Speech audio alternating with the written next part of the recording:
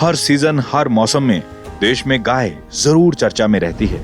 अब Allahabad high court की एक टिप्पणी के बाद फिर से गाय पर चर्चा शुरू हो गई है। हाई कोर्ट का कहना है कि गाय की रक्षा और उसे बढ़ावा देना किसी मजहब से जुड़ा नहीं है। गाय तो भारत की संस्कृति है।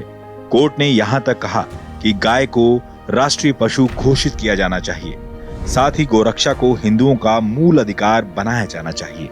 ये दोनों ही टिप्पणी ऐसी हैं जिस पर पिछले कई सालों से हलचल देखने को मिली। देश के अलग अलग कोने में गौरक्षा से जुड़ी घटनाएं देखने को मिली हैं। गौमांस के शक में लिंचिंग हुई और कई आरोप प्रत्यारोपों का दौर भी चला।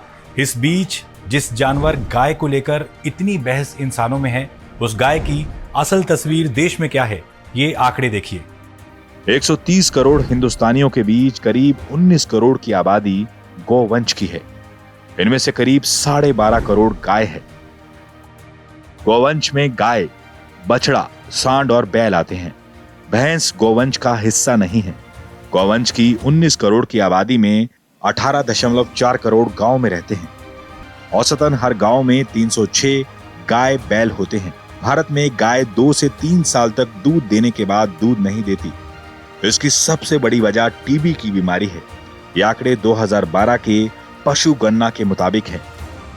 राह चलते भूख से कंकाल बन चुकी गाय बेघर होकर सड़कों पर भटकती, बूढ़ी हो जाने के बाद निकाल दी गायों का झुंड अक्सर आप देखते होंगे। तो जिस गाय को राष्ट्रीय पशु बनाने की मांग हो रही है, आखिर उसके संरक्षण से जुड़े नियम क्या क्या हैं, वो समझ लेते हैं। केंद्र सरकार ने 2014 में राष्ट्रीय गोकुल मिशन की शुरुआत की थी। इसका मकसद था स्वदेशी गोजातीय नस्लों का विकास और संरक्षण। गौवंश में किसानों का आकर्षण बढ़े, इसके लिए सरकार हर साल करोड़ों की रकम योजना में लगाती है।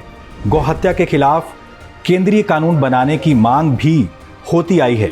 अभी गौहत्या के खिलाफ कानून बनाने का अधिकार राज्यों के पास होता है। अलग अलग राज्यों में इसके लिए अलग अलग नियम हैं। यूपी, बिहार समेत कई राज्यों में गौहत्या पर पाबंदी है और जेल की सजा का प्रावधान भी है। वहीं कई राज्यों में इसे लेकर कोई कानून नहीं है। कुछ जगहों पर बीफ खाने का चलन भी है। ऐसे में अगर राष्ट्रीय पशु गाय को बनाने की बात हाईकोर्ट ने कही है, तो ये सारे फैक्टर्स देखने होंगे।